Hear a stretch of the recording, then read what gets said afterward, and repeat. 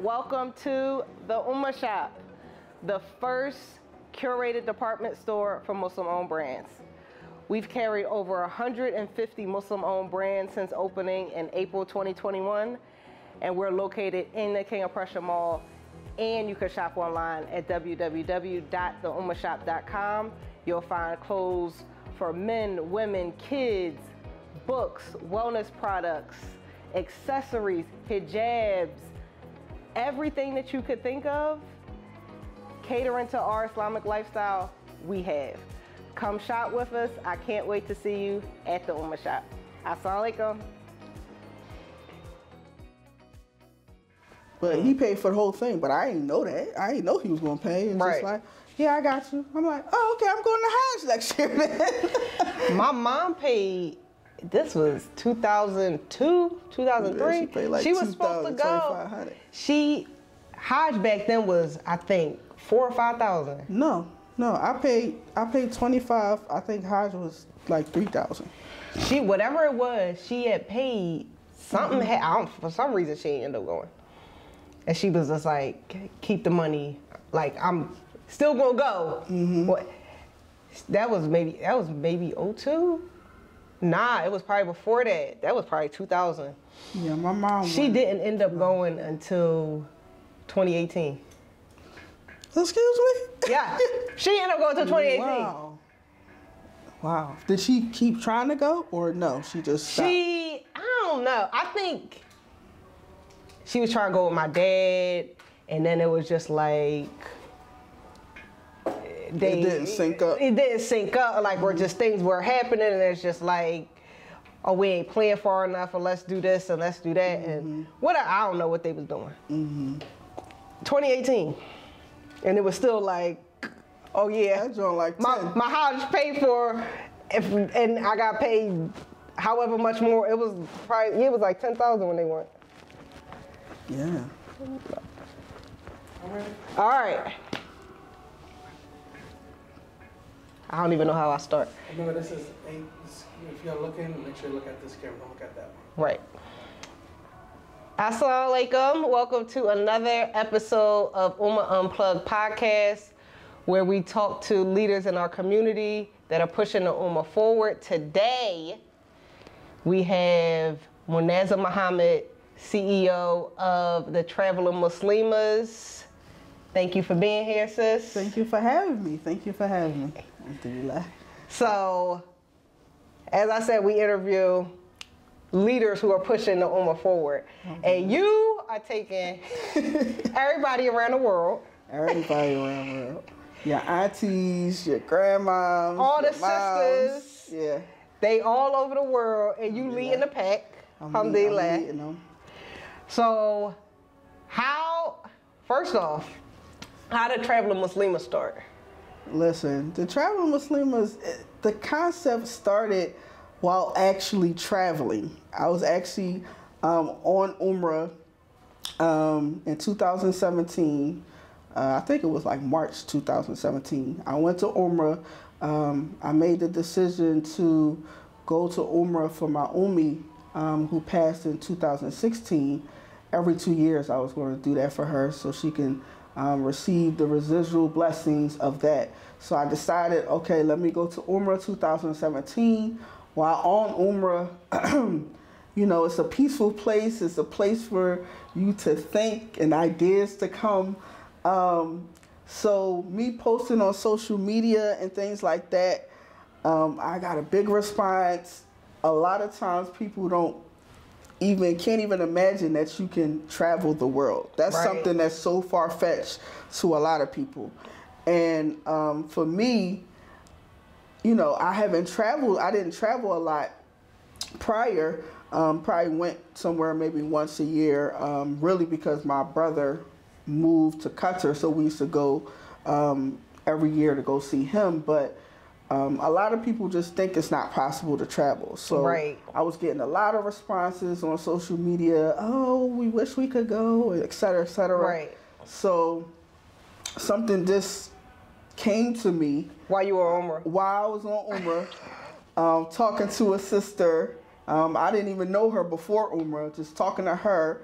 And us talking together, we just came up with the idea to have a Muslim women's travel club.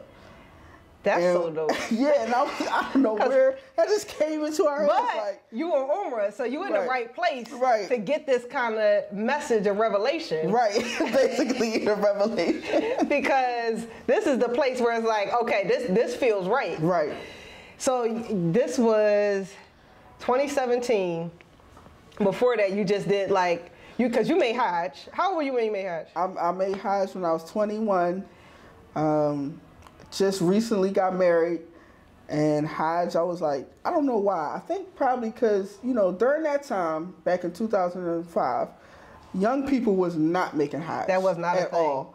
But because I was in a Hajj organization, Quam's Hajj Foundation, that kind of led us to inspire us to want to make Hajj at a young age, because it was an organization to send young people on Hajj. That was a groundbreaking organization. Yes, it was. Yes, it was. Shout out to Sister Inasar. Shout out to her. That's another pioneer. That's a pioneer in the, like, she reframed it. Like before that, it was always like, we thought of it as your parents going Hajj when they get old. Yeah, when you get older. It was the older person's thing. It was an older person's thing, and it's us always just like, okay, cool, I'm retired, I can go on Hajj now. Right.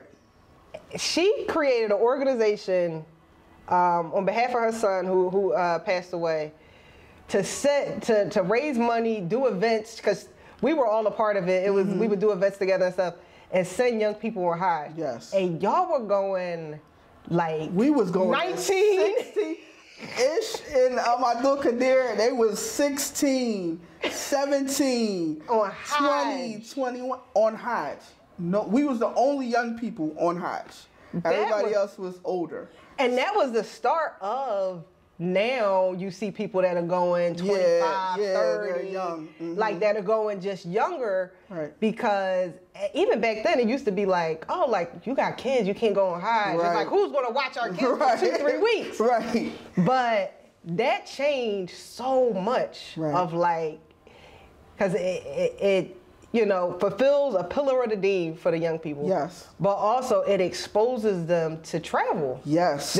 We're talking Black Muslim Philadelphia youth. Right. Right. That never been nowhere. Never been nowhere. But to Atlantic City, I ain't even been in New York. Atlantic City, the shore, Jersey, at most. You know, so yeah. That is, so you did Hajj, and then your brother moved to Qatar, so you did that.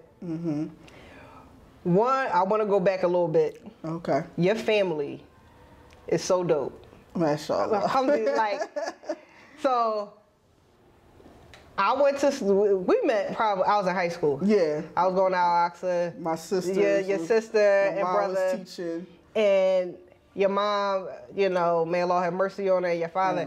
They are just also pillars. Yes. Because y'all also had like that type of family where if you was friends with one of the siblings, you was friends with everybody. Listen, that's kind of like a downfall, because if they don't like one sibling, they don't like, still to this day, even family members, if they beefing with one sibling, now they beefing with all three of us. Just the three of us, though. I'll be like, just the girls. I didn't even do nothing. Why you mad at me? Y'all look alike. Right. So it's like y'all all together.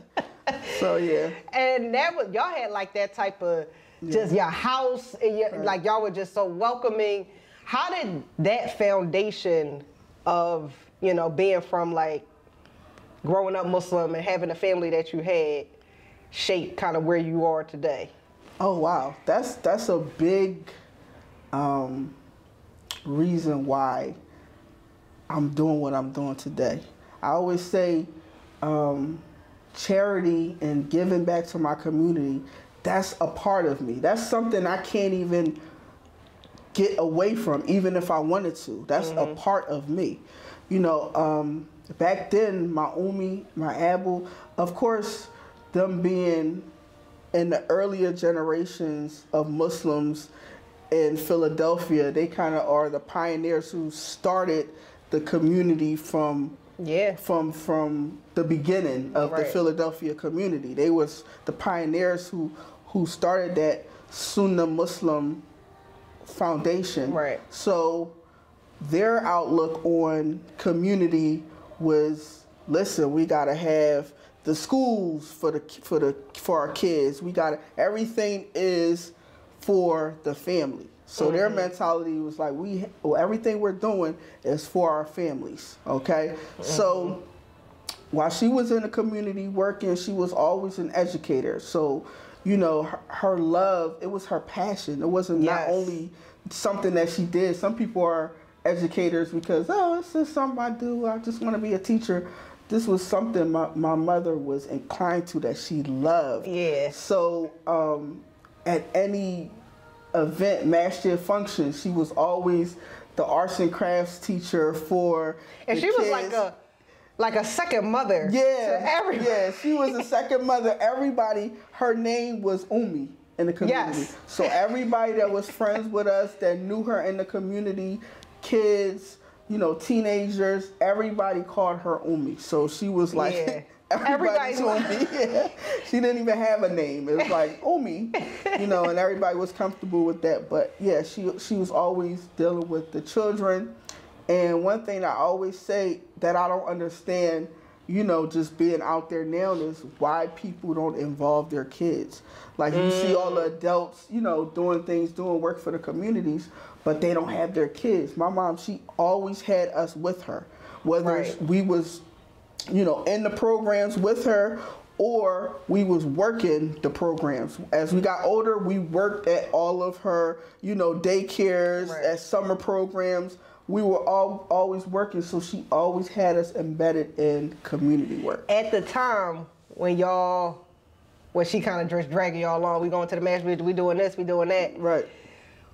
Did you like, or was it just like, all right, like cool, like this is what we do? This is our life. Because we started as kids when my Ummi used to, you know, be the arts and crafts teacher when they had masjid functions or something like that. So we was just going with her and being in the group with the kids. So it didn't feel like, oh, we got to go to the masjid, we sitting here being bored. No, we sitting here with other kids having fun. And that's just, they your friends, that was just, that's just what we are. Yeah, so it didn't feel like a drag. Nowadays, people don't really have kid activities, you know, at the masjid function. So your kids is bored, they're restless, and they want to go home. They don't want to go to the masjid. They're disconnected from the masjid. Yes. Like a lot of these kids are, and I say this a lot, that a lot of our generation don't have home masjids. Right. So when you say, like when we was younger, it was like these same couple masjids, and it's just like, okay, cool, you go to this one, you go to that one, and people interchange.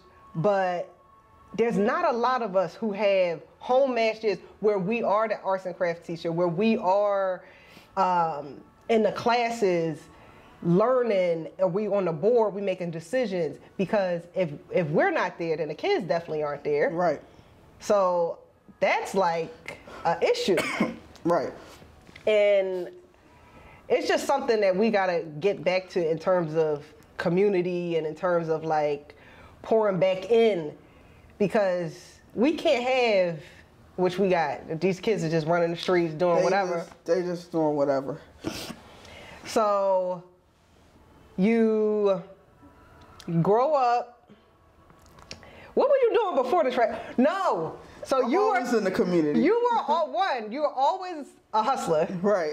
You always doing something. Listen, my dad, entrepreneur. Yeah. My mom, she had her own daycare, entrepreneur. She had her own school, entrepreneur. You had M Square Fashions. Doing clothes, yeah, sewing, a seamstress. Which a lot of people don't even know, because people know you as Traveling Muslimahs. But you've had... But the older people, a lot of... What's crazy is because I led such an impactful career in fashion, doing fashion shows and things like that in the Muslim community and really having a big impact, a lot of those same people that patronized me, been to my fashion shows, purchased, garments from me, they're in the group. So it's like, because I had such an impact, they like, oh, she started a travel group, I know it's going to be dope because what she was doing over here was dope. So let me transition over here. Wherever she go, I'm going. And that speaks to what you're not, I don't think you really do intentionally, but it's who you are, building a personal brand. Right. So your personal brand, you always have been a part of community. You always show up to community events. You always support other people's things and events, and you always down to collaborate and just like do. So people gravitate towards you. Right. And that breeds the success of anything that any business or venture you're doing. Yeah.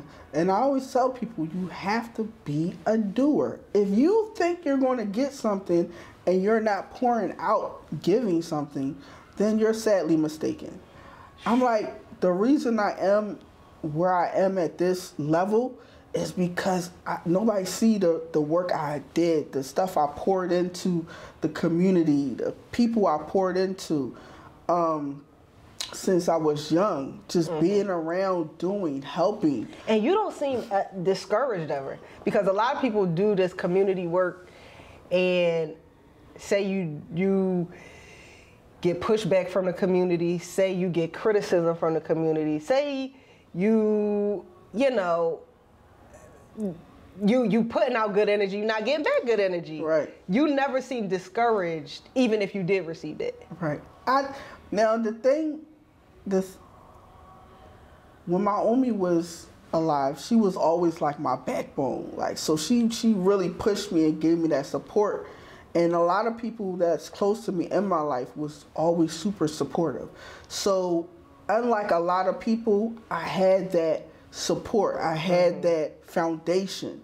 So it's kind of like when somebody say something to me, it's like, my biggest supporter is somebody who I look up to, which is my mom. She like, please. Please. Like, and you still need to do this. You still go do it. What they talking about? Please. Right. You doing excellent. Like, so she was always that reinforcement. And a lot of times I tell people, don't even come to me with stuff you heard. Somebody said this, I don't even care about that negativity. Oh, you heard what they said? The master is saying this about you. I wouldn't even have known if you didn't tell me, because I don't care about that stuff. I don't follow negativity. I don't watch the negative stuff that's going on, because I have a focus. And y'all not going to knock me off my focus because y'all don't understand what I'm doing. Y'all don't agree with what I'm doing. Right. People say, it's haram what I'm doing, traveling, it's haram with, Muslim women and this, like, that, y'all the third. Sisters, who do y'all sisters think y'all are? We think we decent, okay? And the people that we meet, giving dawah to them just by our presence. I tell my group members, I say, y'all don't even have to do or say anything. Just by you being, just walking. We in Italy. They don't know nothing about African American Muslims. They like, what country? Where are you from? Right. America. No, where are you originally from? Because you have to be African. America. Yeah. Right. And like, they got Black American Muslims? Yes. Then it's like, well, let me know more. That's dawah. Just by us existing and walking the earth, we are given dawah. Just imagine, I have so many stories of people that wanted to become Muslims, just traveling. From the presence of us traveling the world. Wow. And them just inquiring about well, I heard about, you know, Muslims a little bit, and we was in Colombia, and we met a Colombian sister. She wasn't Muslim, you know, we was going to a restaurant, and she was like, oh, you know, all of us in our garb looking nice, and she was like, what are you guys? And we were like, you know, we Muslim. And she's like, I heard about Muslim, da, da, da. So she just was asking and just inquiring. And just imagine just those inquiries, what is that going to lead her to? Mm-hmm. What is that going to lead her to? That's going to lead her to wanting to know more and possibly become a Muslim. And we don't understand that impact of her becoming Muslim, we're going to get those residual blessings that we need in the hereafter. Yes. When we can't do anything more, we're going to get those blessings that we left, those sadaqah jariyah. We're going to get those when we're passed away. So traveling the earth is... So y'all, and when y'all show up, y'all show out. We got to. Y'all never just... Right. And y'all aren't the like, are we going to be docile? Right. We going to just do our... No. Y'all will show up in red, yellow, purple, coordinated outfits. We're going to do a group photo in front of this thing. Yes. So I know a lot of people like want to take pictures with y'all and like. Yes, I say, the whole thing. And I always have to tell them. I say, because you know they're not used to that. They're not used to people randomly want to take pictures, taking pictures of them, recording them secretly, this, that, and third. So sometimes they get like, oh, what they doing? I was like, listen, today you're celebrities, okay? Just embrace it. Allow people to take pictures of you. You know, be pleasant. You know, where's the craziest time that's kind of happened where it's just like, oh, we're a spectacle? To be honest, every country we go to, we was just in Turkey, and we went to one of the monuments, the masjids, the Hagia Sophia, and the Blue Mosque, and people were stopping there, were taking pictures of us. When we went to the restaurant on the premise, the owner, he told our tour guide, who are they? I want to take a picture with them. So we might be on the wall of celebrities. Obama was there. This person took a picture. So we're going to Muslimahs. Right. So we're going to be on the picture and the wall of the first restaurant built, you know, in Turkey, on the premises where the kings and the queens used to live. So that's crazy. I'm telling you, it was like, I had to keep telling them, like, it's okay. Let them take pictures with you. Just be pleasant, because, you know, salam is our... Because you're also representing not just a group. Right. Not just Muslims. You're representing what African-American Muslims are. Right, right. So if you show up and you just like, oh, yeah, what's have wrong a bad attitude. Yeah, right. like then they just like, black people are rude. Yeah, right, right. They look at it like that. They don't look at it like, okay, you want your own space. So I always tell them, I'm like, just embrace it. You're a celebrity for the day. This is how they feel. You know, people sneak. I was sitting down, minding my business in the masjid, just on the phone, just waiting for everybody to finish touring. And this sister, of course, they don't speak no English. She probably was touring too from another country. She was Muslim though. She just came, sat beside me, and the girl on the other side just was taking a picture. I'm like, okay. I'm like, y'all ain't say nothing. Like, hey, I want to take a picture with you. Da-da-da. I'm like, all right, I guess. All right, cheese. I'm like, but you're not going to tap me and like say, it's look Michelle up. Obama. Right. And look up or nothing. I'm like, all right. So you got to embrace it, but the beauty of it allows people to see Islam in a different light. Right. What they see on the media is not a representation of what true Islam is. Yep. So it really gets them to, it really debunks a lot of the myths and the negative things that people say in the media, it really debunks all of that, and it allows you to see that it's Islam is universal. Yes. All To over all the of mankind. world, all over the world, and Islam is peace. Yep. You know, it's peace. That's what Islam is. How many members do you have now? Listen, we had. Because y'all started as the Philly Traveling Muslimahs. Yeah, we started as the Philly Traveling Muslimahs, and because a lot of people was thinking that you had to be from Philly to be a member, I changed it to just the Traveling Muslimahs. So we have members from all over the country: LA, Chicago, Florida, New York, everywhere you could think of. We had over 500-600 members, you know. Wow. You know, 40, 50 people going on trips at a time. Just imagine. How are you managing this know. large of a group? I don't know. Don't ask me. It's Allah. That's how I'm managing. A wish and a prayer. It's like you coordinate all the trips. Yeah. So do you, and I think I've seen, do you go to some of the countries first, or do you have somebody on the ground, or do you just... I tell them, listen, I ain't never been here either, so don't ask me, because they think I've been here before. Right.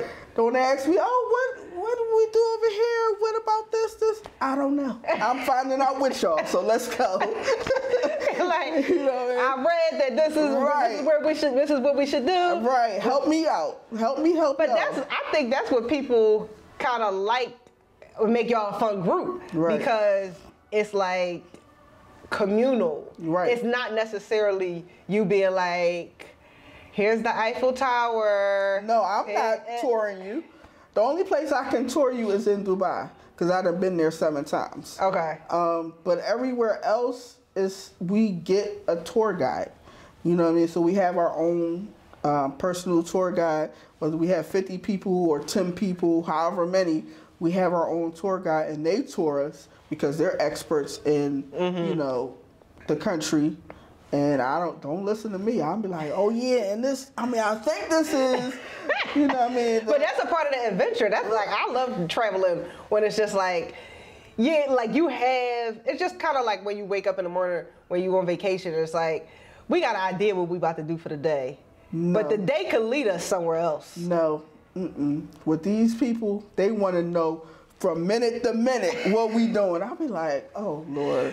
And you got a lot of, and not that this is synonymous with the older sisters. Right. But I love the sisters that are in the group that are like older, and they just like, I'm living life. Right. They just feel so free, and they just do. Like, I could get up and go. I could, 60, 70, like, where we going? Listen. That's amazing. Listen, we had, in one trip when we went to Rome, we had over 50 people going, and we had sisters that was born 40s, 50s, 60s, 70s, 80s, even the late 90s.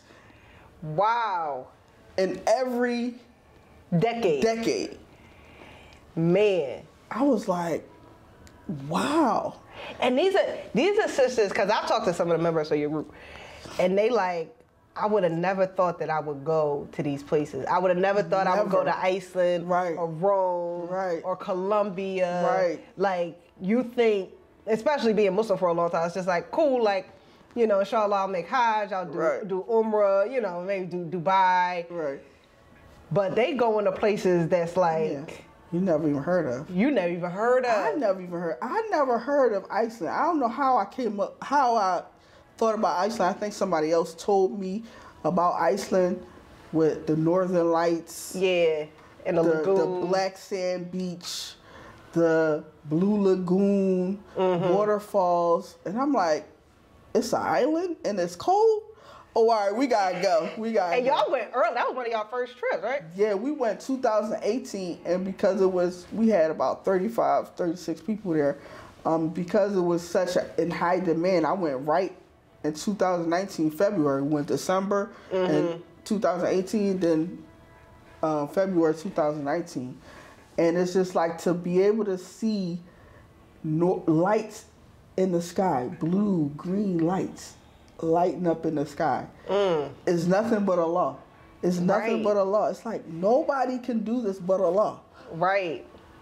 Nobody can do this but Allah. Like this is like, and it makes you appreciate so much more like of Allah's creation, because you're not in this bubble of like, oh, I'm around people that look like me, or we got the same culture or whatever. Right. Where are your favorite, like, because you travel all the time. So what are some of your favorite countries to go to, if you're traveling by yourself, if you're traveling with a friend, or with the group? Okay, so some countries, I don't even want to take the group. I'm like, no, I want to enjoy this myself, because people don't understand. They think I'm out here. I am having a little bit of fun when I'm traveling with the group, but I'm working. You're working. So I have to troubleshoot if any issues come about, so I really can't be comfortable and to kind of like fully enjoy the trip. So some countries that I love going to, Dubai is one of my favorites. I could go to Dubai with the group, without the group, summertime, winter. Right, and there's always stuff to do. It's always something new to do in Dubai. It's like, oh, I didn't do this, I didn't do that. And it's so universal, whereas though they have a little bit of everything for everybody. If you want to go to a beach or island, you could go to Dubai and have that experience. Right. If you want to do the city type life stuff, you could go to Dubai. If you want to have cultural, you could go to Dubai. Right. So you really could, if you want to shop till you drop and get discounts on it, you could go to Dubai. So Dubai has a little bit of everything for everybody. So that's one of my top places. A country I went to, I love Turkey. Turkey is so underrated. Turkey has a lot of Islamic history. It's connected to the Prophet Muhammad sallallahu alaihi wasallam that a lot of people don't know. It's beautiful. It's on the water. It's just it's just a beautiful, beautiful country, and that's a place that I love. So I went 1 year. As a side trip from Dubai. So I loved it so much, I said, we got to do a full trip. We got to do a full trip to Turkey. So Turkey is somewhere I love. We went to Egypt and Cairo is the big city, is where the pyramids are and the Sphinx. But when you go to different parts in Egypt, like we went to Luxor, that's the Valley of the Kings and Queens. That's where you see the temples and where, the pharaohs used to live and built their kingdom and stuff like that. Egyptian history is so dope. Like, I love Egyptian history, the hieroglyphs. I love the fact that you can see where, Prophet Musa, his trials and tribulations and his upbringing, where that all started, where that all kind of ended. They have, speculations on who was the Pharaoh of Musa. Of course, Allah doesn't say who the Pharaoh of Musa is by name.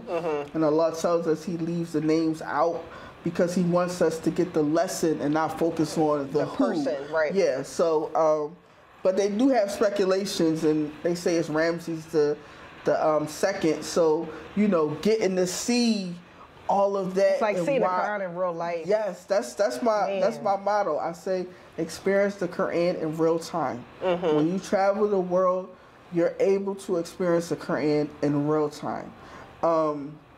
Even something as small as when Allah talks about the colorful mountains and things like that. When you go to Peru, you get to experience the colorful mountains that Allah is talking about. Yeah. But you can't experience it if you're just in your own comfort, your own bubble, your city, around the same friends and things like that. You can't experience it, and your mind will only be in this one little space. And it's really hard for people to get out that bubble, that comfort zone, and explore. you know, that's why I have the avenue for you to join. You don't have to know anybody. You don't have to worry about, you know, planning something and it falling through because your family and friends renege on you. You don't have to worry about planning. You just show up, ready to have a good time. Yeah, show up and meet people that you never would have imagined that you would have met. Because a lot of, especially in Philadelphia, the inner cities, you have a negative perception on people, and a lot of people be like, "Oh no, I don't got friends. I don't know. I can't. I don't do women. I don't do this person. I don't do." You come in there with a negative perspective. I feel like as a community, we're heartened. Yeah. We're heartened, and that's just a Philly thing too. But it's also that's probably other places, but yeah. But we're heartened in that, like. Oh, like I don't trust this. Yeah, we're skeptical. But the people that have you got tons of members, and they a good time. They as a like group. Yeah, they are a good time. They are, and it's crazy because a lot of people that became members, and a lot of people go into it because they don't really have people to travel with, or they want to travel more often than, you know, the people that they know. They go into it kind of by themselves. I don't know nobody, this, how it's going to be. And they leave with, when I always tell them, come into the group, have an open mind, and be open to the possibilities of experiencing new people, experiencing new things, opening up your viewpoints, your horizon, because it's not it's not the way your environment is. Right. You know, and they leave with, I know so many people came in with no friends, you know, they didn't know anybody, and left with, yo, I ain't going on a trip unless she go. Right. That's you know, and then I know people that start traveling with their friends that they met inside the group, outside the group. They built the whole bond, you know. And that's what sisterhood really is. Right. And that's what we should be for each other. Right. Like, even coming in and it's like, oh, like, I don't know, I got some, oh, that looks from afar, but I don't know if I could do. Right. It's like, that's dawah even just within our community. Right. Hey guys, it's Sharima, founder and CEO of the Ummah Shop. We are a curated department store for Muslim-owned brands, and we're located in our King of Prussia Mall location. It's taken me 6 years to open up my first retail store. 6 years of research, of working on it myself, of trying to figure out how I can make this work, and I want to teach it to you. So I wrote an ebook. Click the link somewhere down here, and you'll have access to everything that I've done from beginning to end. How I launched, how I found a location, marketing, how to find funding for your first retail store. You can learn about it right here, and I'm so excited to teach you about it. I got another question. So, if somebody was hesitant, was just like, oh, you know, I haven't traveled far outside my city, I might never been on an airplane before. There's people like that. Where would you suggest is a good, like, first place? First international. Yeah. To get your feet wet, get yourself out there. Listen, I always say the first great trip is Dubai. I'm telling you. Y'all think I'm exaggerating, but I love Dubai. Dubai is a great first trip because it's not a complete culture shock. Right. Especially if you haven't been out the country, it's not a culture shock. You don't go to Dubai and be like, oh my God, why they got holes in the floors for toilets? Why are people, you know, talking like this? Why are they like this? Why? I don't feel safe. Right. Yeah, no, it's not that. It's a safe country. It's so much to do. It's, you know, you can go to the McDonald's, things that are familiar to you. You can eat a burger. Unlike different places when you go to Egypt and things like that, that's real India cultural. It's only, you can't get a nice burger. You got to eat their food. You know what I mean? So Dubai is a great first country because you don't get that culture shock and you can still have a great time.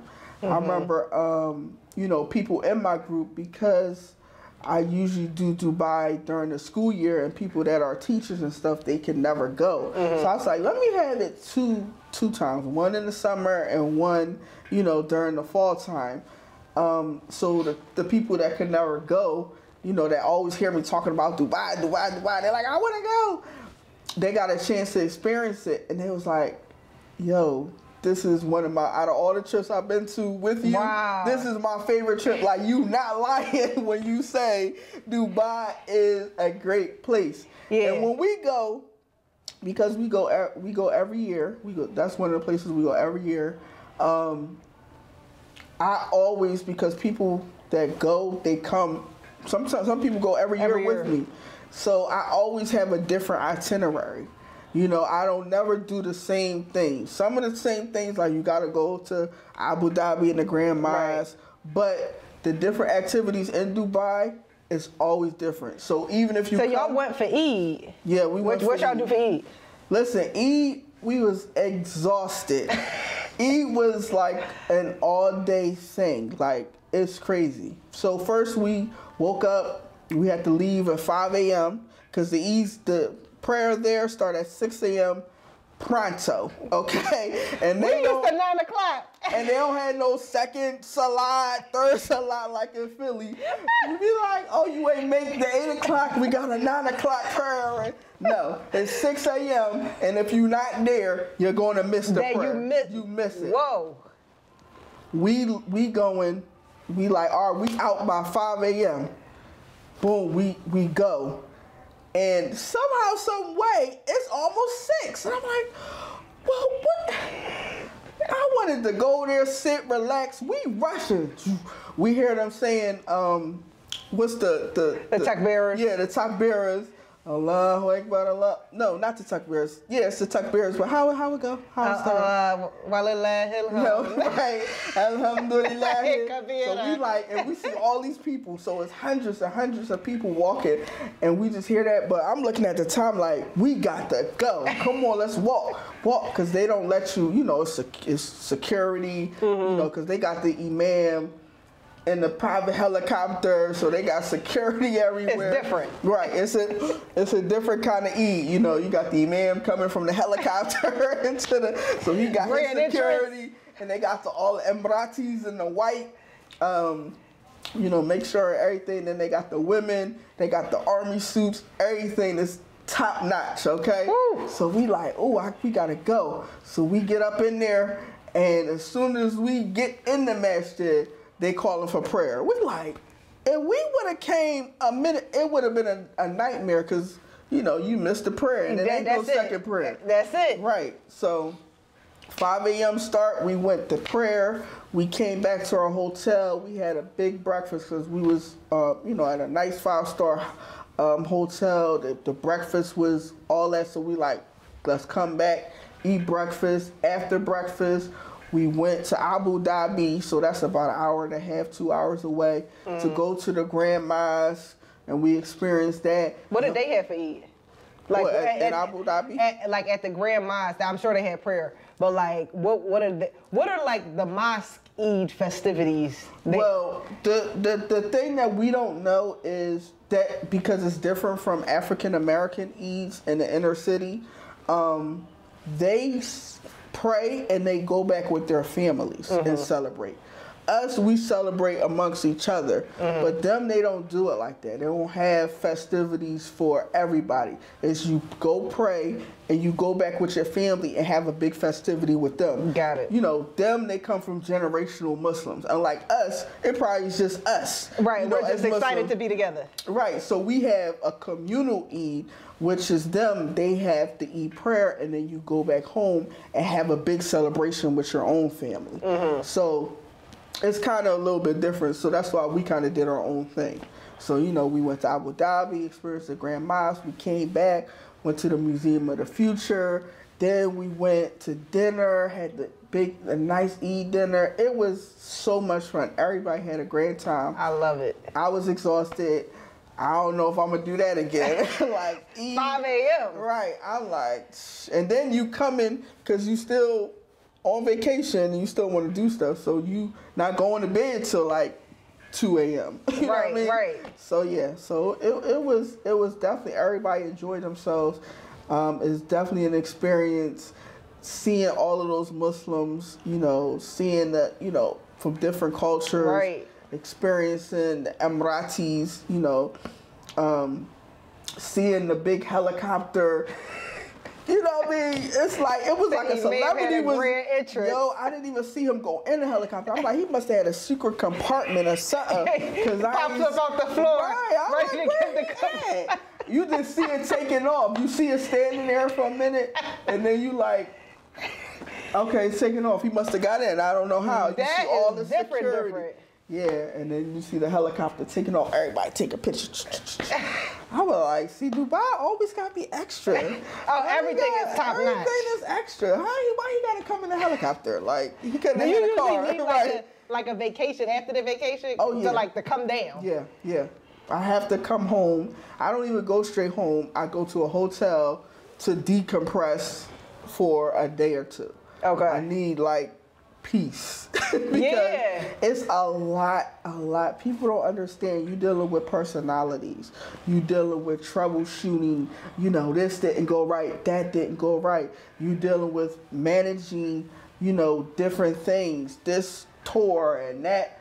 You know, get up at 6 a.m. Okay, be ready for that. You managing, you know, stuff go wrong, or this disgruntled member, or this happened and that happened. It's so much stuff I am taking on. Right. Sometimes if it's really a lot going on, I take a day while I'm there to just be in my room.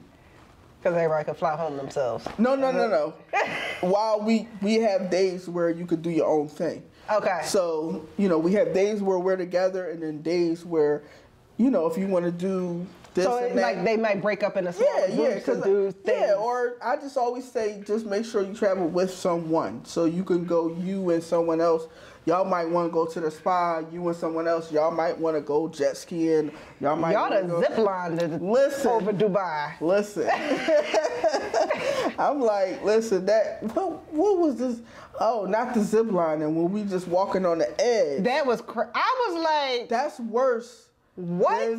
That's worse than bungee jumping, worse than flying over the mountains in South Africa. That's worse than zip lining, the longest zip lining. That's because you're there just over the edge of the world. So you're at the top of a building. Yes. You harnessed. Yes. And y'all were leaning. So you're like leaning over the. Yes, and you're just there for a half an hour, just there like. A half hour? Yeah, I'm like, I'm ready to go. Like, let's go. I'm ready to go. This is like, I just want to experience it and then dip out. So, I don't want to be here. Do you feel wind? You feel wind. You try to get away from the edge because you don't want to make wrong move. You don't know if your thing gonna pop off and you fall to your death. Yeah, so you're just there. It's like, hello, I'm ready to go. Oh my God. It was one of the scariest things I've ever done. And it looked like, people were like, oh, I thought you were jumping. You didn't jump or nothing. I'm like, honey, this is worse than jumping. Trust me, I wish I would have jumped so it could be over with. I'm just here. Right? Oh God. Yeah, it was a nightmare. Y'all do some crazy stuff. Yeah. I was like, and people always say like, you know, when they go on the trips with us, they like, I do stuff that I would have never did in my life. I go back and tell my husband like, honey, I just did. He like, you was on a jet ski. Like, you was on a jet ski. You was on a 4-wheel. You was on a what? Girl, they can't believe it. A piece of it is like, because it's like positive peer pressure. Right. So you feel like I'll peer pressure you. I'm like, no, go, you going. So I have to go because I'm telling them to go. But it's like, y'all, it's like we doing this together. We in this together. Right. We cheer each other on, and you feel the support and the love. Yeah. And we like clapping and like, you could do it. So it's definitely a sense of camaraderie. You feel, you know, like that sisterhood, that bond. And it's like, all right, I could do it. Yeah. You know what I mean? So it's definitely that kind of a feeling. Definitely. What trips y'all have coming up? Whew. this year was my biggest trip year. Normally I do 2 big trips a year and then have little smaller trips, right? You know, like inside the country. But I said, listen, I gotta step it up. What's your favorite place to go inside the country?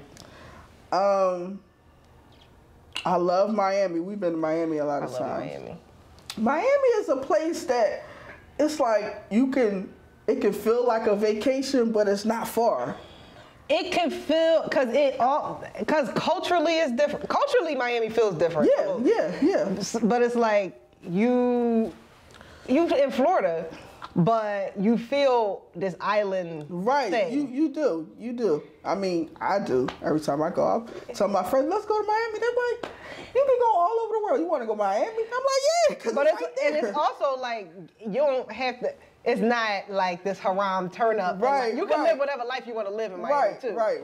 Like, it's just, I like the vibe. You can go eat, shop, go to the beach, whatever. It's just a good vibe, I feel like. Yeah. But the trips we have coming up, like I said, I was like, listen, I got to step it up. We got all these members, they wanting to go to all these trips. Sometimes we got to double back and do the same trip year to year because, you know, they just came on and they didn't go to Egypt, so I got to do Egypt again. So I said, we got to do multiple trips. So in October, we got a lot of 2 trips in ones. That satisfies if you want to go this trip or you want to go to that trip, and I could just be out for 2 weeks and be done with it. Right. Or if you want to go to both trips at the same time, you could do that. So we're going to Morocco and we're going to Senegal. Right next to each other. Yep. So, you know, we got over 40 people going. Some people are going to just Morocco and they going home. Some people are going to just Senegal and they going home. And some people are going from Morocco to Senegal. Okay. So we'll meet the people that's coming from home to Senegal, in Senegal. That's amazing. Yeah, and I'm like, Bismillah. That's 2 weeks of you navigating the group. And all of those people. Yeah. All of those people. So we got those 2 big trips coming up in October. Then we're going to Iceland again because that was a favorite. Everybody wants to go to Iceland. Okay. Then we have London and Paris. Okay. Because you can go to London. From London, you can go to Paris for a day. You could catch the train. And the train, yep. Yeah, so it's like you can go to 2 countries in one. Yep. Perfect. So we got London. We're going to Ummah. This will be the first time, inshallah. Woo! That's going to be big, inshallah. That's exciting. That's something everybody was asking me. Are you going to do an Ummah trip? Ummah trip? Ummah trip? Ummah trip? Ummah trip? Ummah trip? Ummah trip? And they just changed the requirements or something. Well, they made it better. You know what I mean? Because they got like a system or something like that. So you don't have to go through a group and things like that. You just go directly through them.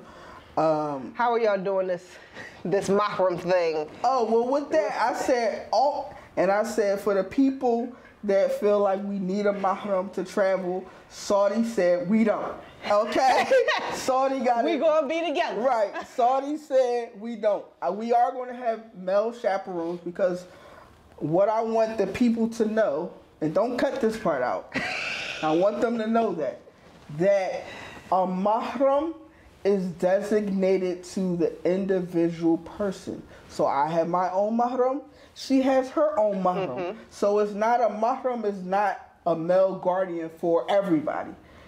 He's a male guardian that's related to you. So when you say, is it a mahram going to be there? My mahram has to be there, and you have to have your own mahram, honey. You can't have my mahram because it's no longer a mahram. You have to have your own. How are we expecting one man to protect 50 women? No, but that's the definition of a mahram is your male guardian that's related to you. So it'd be your father, your uncle, your brother, your sons. Those are your mahrams.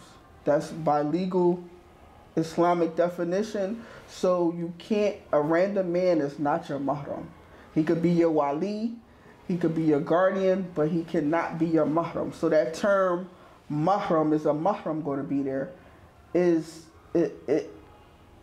is irrelevant to you because you have to have your own mahram. Okay? So why are you worried about my mahram? So we are going to have male chaperones. Yes, male chaperones. We are going to have male chaperones. But if you want your mahram to come, we have a program that you can invite your family and friends on a trip. So it's different pricing, but it satisfies if you want your husband to come with you as your guardian because you can't travel without a mahram. We just came back from Turkey, and 2 of the sisters, they brought their husbands along. When we went to Egypt, a sister, she brought her husband. So you just out here having all the fun without. I'm just saying. Yeah, but that's good. If you want to travel with us, but you also have to have a mahram, you can get the family and friends program, and you can bring them along on designated trips. So how do you become a traveling Muslimah? It's easy. It's easy. People think it's hard to do. But it's a club. It's a travel club. So we have a membership. You have to be a member to travel with the group. So membership is $9.99 a month or $99.99 a year. Okay? So you get a discount if you get the yearly membership. If not, if you want to do month to month, you can cancel at any time. That's for general membership. That's just satisfies you. You could go on a trip. And you can see all of our trips and events that are private, you can see it now because you're a member.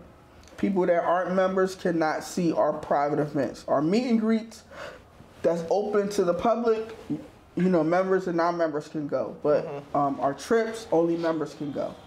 If you want to bring family and friends along on trips, you get the family and friends membership. That's $24.99 a month or $199.99 a year, which you'll get a big discount if you do the yearly.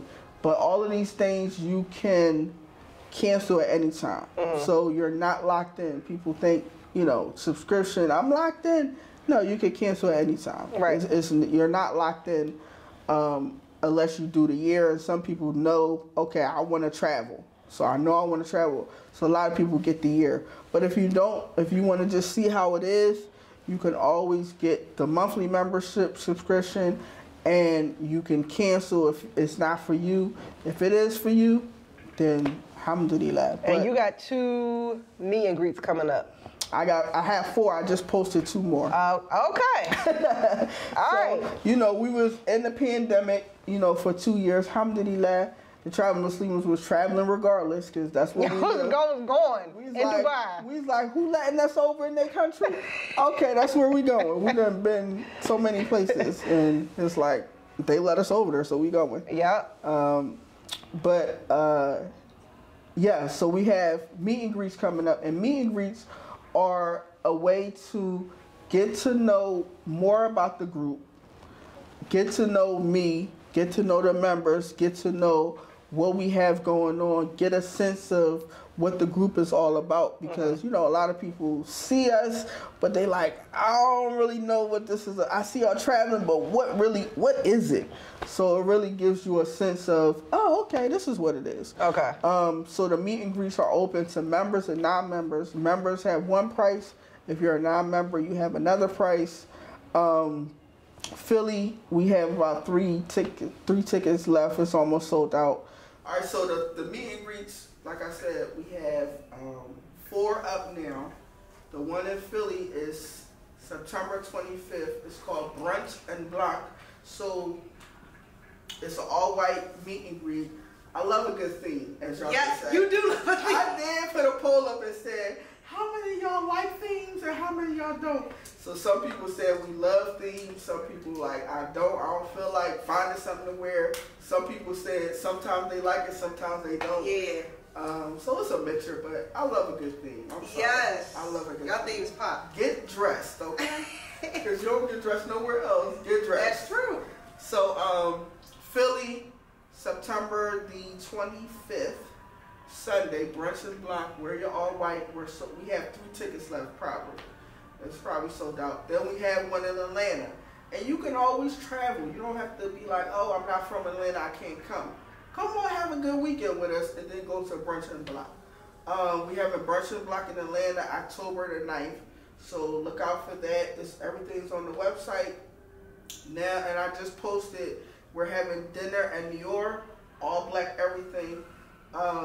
That is in New York, and that is November the 19th. And then we have dinner in New York in the DMV, and that's December the 17th.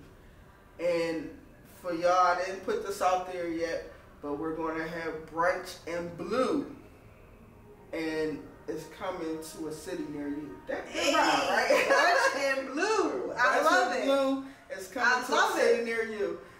I got to ask the people what city y'all want me to come to next. So we have January, February, March, April. I love it. Yeah, Brunch and Blue. That's the next thing. That's dope. So what do you want your legacy in the Ummah to be? Listen, man, I always say, all I want is when I pass away, that y'all come to my janazah and pray for me. Yes. Wherever you are. If you out the country, if you are in the country, wherever you are, I want you to come to my janazah and pray for me. If I made any kind of impact in your life in a positive way, I want you to come to my janazah and pray for me, and I want you to continue to pray for me after I pass. Anything else as far as, legacy and things like that, if it's not going to serve me in the hereafter when I can't serve myself, it's pointless. Right. I don't really look for the legacy. Oh, remember me by this? I want you to come to my janazah if I made an impact in your life in any kind of a positive way.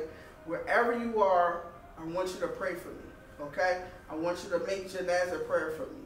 If you're in New York and you can't come to Philly, where my janazah, inshallah, will be, pray in New York. If you're in California and I made an impact in your life, make janazah. Don't just pray, make the janazah prayer for me. Yes. So that's really what I want my work to do for me, is allow people to be inclined to want to make my janazah prayer. Mm-hmm. I want it to be like a Michael Jackson janazah prayer. I want it to be like a Muhammad Ali janazah prayer. I want that thing to be so big, where I'm receiving so many blessings from the people praying for me because I made an impact in their life in some form or fashion. Inshallah. Inshallah. That's all I hope for. Yes. Well, today's product of the episode that we sell in the Ummah Shop and at theummahshop.com is My Magical Hijab by Carter Zahar and Dua Zahar. This is an amazing book. This is very appropriate. I mean, I feel empowered as a Muslim woman having these conversations. So it talks about the empowerment of hijab and showing young girls that how it could be fun and is really inspiring and motivational. So pick this up in store and online. And again, thank you for coming, sis. I appreciate you. Inshallah, if y'all want to become a member, you have to be a Muslim woman over the age of 21 and over. You can go to www.thetravelingmuslimahs.com and become a member, inshallah. Yes, and become a member, attend the meet and greets. If you're in the area, if you want to travel to the meet and greets, trust me, the group is a good time. Yeah, we're a good time. so come out and support, and we'll see you next time, inshallah. Assalamu alaikum.